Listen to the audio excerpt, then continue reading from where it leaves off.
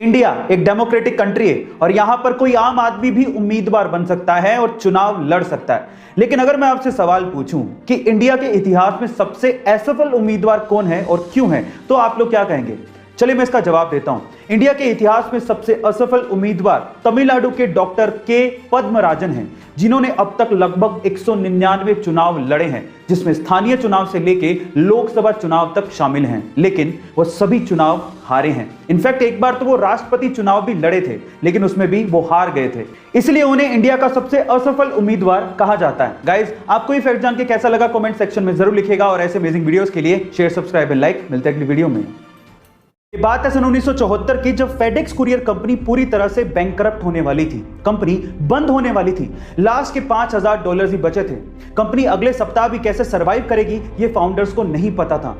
मरता क्या नहीं करता, फाउंडर्स आखिरी $5000 का दाव खेलने के लिए लॉस वेगास पहुंच गए, ताकि पैसों का जुगाड़ किया जा सके और कंपनी को बचाया जा सके। गाइस, किस्मत भी बहादुरों का साथ देती है। लास्ट के $5000 दाव पे लगा देना कोई छोटी बात नहीं है। उन्होंने $5000 के थ्रू $32000 कमाए और फिर से पहुंच गए फेडेक्स कंपनी को जिंदा करने के लिए। फिर क्या था गाइस, वही कंपनी जो बैंकरप्ट होने वाली थी, आज वो कंपनी $70 बिलियन की कंपनी है, जिसमें 6 लाख से ज्यादा इंप्लॉइज काम करते हैं। गाइस, आपको फेडेक्स कंपनी की स्टोरी कैसी लगी कमेंट सेक्शन में जरूर लिखिएगा और ऐसे अमेजिंग वीडियोस के लिए शेयर, सब्सक्राइब एंड लाइक। मिलते हैं अगली वीडियो में। इकोनॉमी का हमारी जिंदगी पे बहुत फर्क पड़ता है। अगर इकोनॉमी बढ़ेगी तो हमें भी ज्यादा कमाने का मौका मिलेगा, लेकिन अगर इकोनॉमी गिरेगी तो हमारी भी बैंड बजेगी।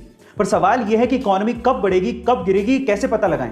तो देखिए, इसके बहुत सारे तरीके हैं। उसमें से एक तरीका है MUI, मेंस अंडरवियर इंडेक्स। अब आप लोग कहेंगे कि मैं कैसी बातें कर रहा हूं, लेकिन सन 2007-8 के रिसेशन से पहले फॉर्मर फेड चेयरमैन ने भी इसी का इस्तेमाल किया था। अब ये क्या है, सिंपल शब्दों में समझिए।